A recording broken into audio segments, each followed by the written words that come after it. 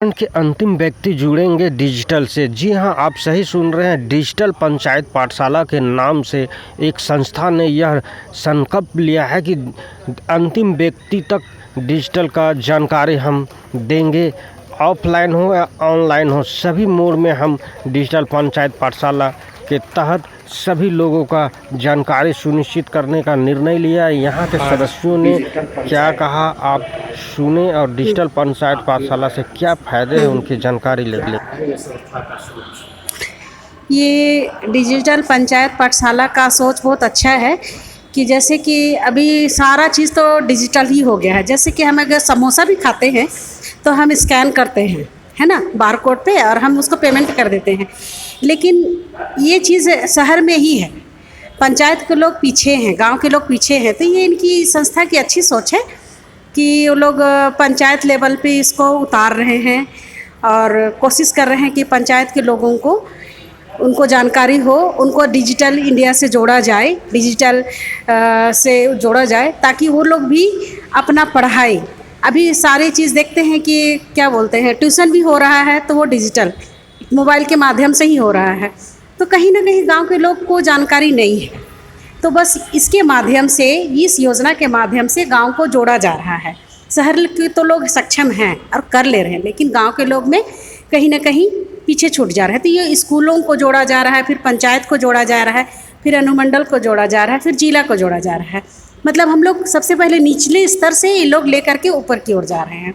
तो एक अच्छा माध्यम है।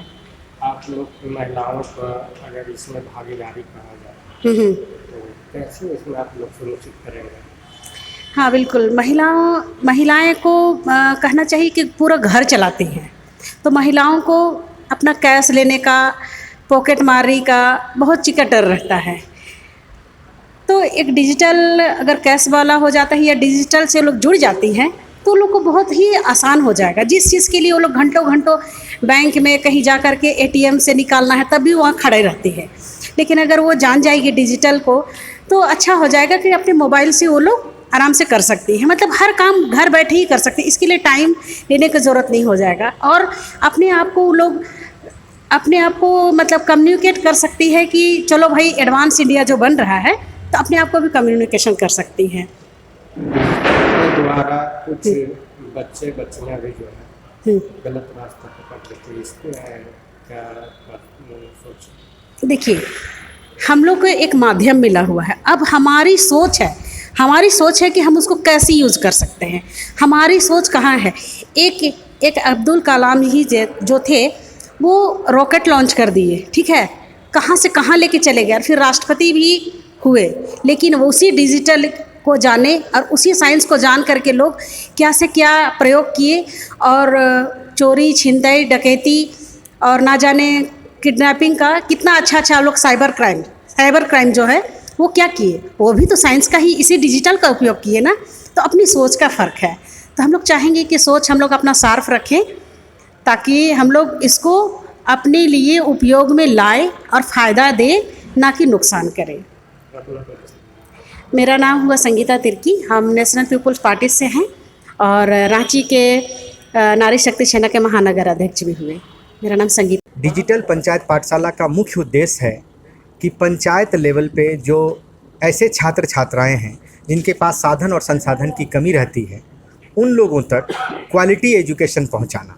यानी ये कह लें कि भारतवर्ष में जितने भी अच्छे सुप्रसिद्ध गुणी अनुभवी शिक्षक हैं, उनको सीधे सीधे ग्रामीण लेवल पे वर्चुअली और डिजिटली माध्यम से छात्र छात्राओं तक जोड़ने का एक अनोखा प्रयास है। एक ऐसा मुहिम है जिसमें हम लगभग 2400 जिला में अपना एक कोऑर्डिनेटर नियुक्त करने जा रहे हैं, और हर पंचायत पे हमारा जो कोऑर्डिनेटर होगा वो इसका अवेयरनेस प्रोग्राम करेगा और डिजिटली माध्यम से हम इनको जन जन तक पहुंचाएंगे, ताकि किसी भी सोशल मीडिया के तहत, आप मीडिया बंधुओं के तहत ये संदेश पहुंचे कि आपके ग्राम में, आपके पंचायत में एक ऐसा डिजिटल पंचायत पाठशाला खुलने जा रहा है जिसके अंतर्गत आप अपने 24 घंटा में जब खाली वक्त मिले तो आप वहां आकर वहां पे टीवी के माध्यम से, वर्चुअल माध्यम से, विजुअलाइज के माध्यम से अपने पाठ्यक्रम को पढ़ाई कर सकते हैं। कोई फीस वगैरह भी रखते हैं? इसमें अभी हम लोग जो ई लर्निंग ऐप बच्चों को दे रहे हैं मोबाइल ऐप के जरिए, वो बिल्कुल निःशुल्क है, जिसकी कीमत बाज़ारों में आज लाखों रुपया है। उसकी कीमत हम लोगों ने कुछ नहीं नगण्य रखी है ताकि बच्चों तक ये पहुँचे। लेकिन जो बच्चे पाठशाला आएंगे जहाँ पे टीवी, बिजली और हमारे कोऑर्डिनेटर, संस्थापक, संचालक चलाएंगे, उनके लिए अनुमोदन राशि 200 रुपया प्रति माह किसी भी विशेष पाठ्यक्रम के लिए रहेगा। चाहे वो मेडिकल इंजीनियरिंग की तैयारी कर रहे हों, चाहे कक्षा 1 से पहली की तैयारी कर रहे हों, चाहे किसी भी स्किल ट्रेनिंग प्रोग्राम का हिस्सा हो।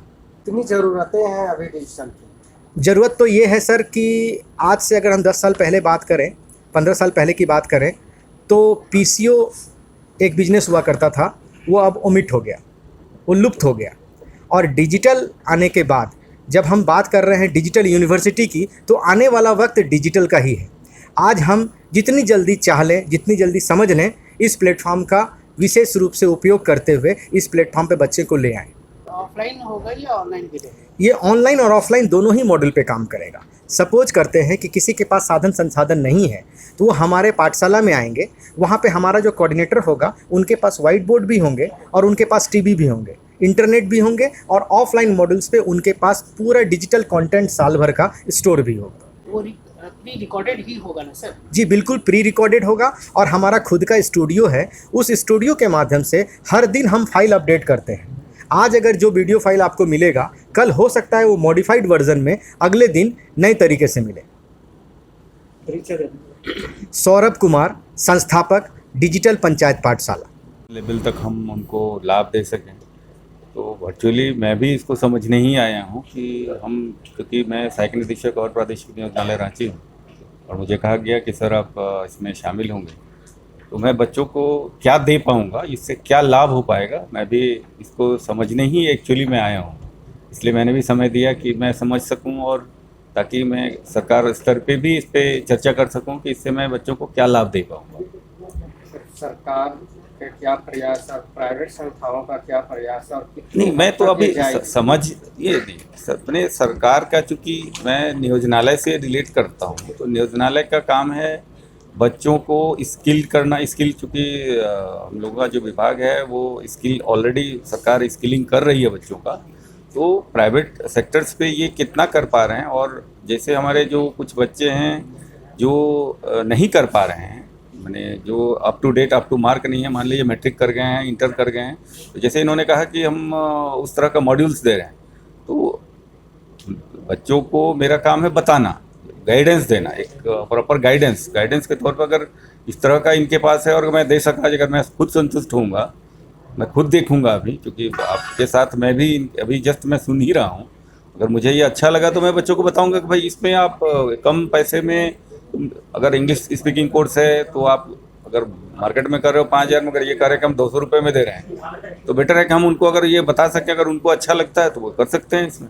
सरकार के पास क्या कमी है जो नहीं कर पाती, प्राइवेट संस्थानों को आना पड़ता है? नहीं, सरकार के पास कमी कुछ नहीं है, सरकार के पास सब कुछ है, स्किलिंग भी है, लेकिन अब अपना अपना जो कंसेप्ट है, तो अब तो सरकार भी पीपीपी मॉडल पे जा रही, प्राइवेट पार्टनरशिप जो चल रहा है। अगर आज आप टेक्निकल की बात करें तो प्राइवेट पार्टनरशिप में है कि हम कम से कम, सरकार का कम से कम पैसा लगाएं और पब्लिक को ज़्यादा से ज़्यादा फ़ायदा दे सकें। अगर मेरे पास इंफ्रास्ट्रक्चर है तो हम अगर उससे काम लें, और सरकार का कम से कम, क्योंकि सरकार का पैसा तो आपका पैसा है, तो कम से कम में अगर कोई देने को तैयार है तो उसमें हमको नहीं लगता है कि कोई घाटा सरकार को भी है, या किसी प्राइवेट अगर कोई कर रहा है तो उसमें किसी का अधिक से अधिक, तो अब तो पार्ट भी आपका प्राइवेटाइजेशन हो रहा है, या सरकार की नौकरी है तो नौकरियां भी आउटसोर्सिंग पे चल रही हैं, अभी नौकरी कहाँ बच रही है।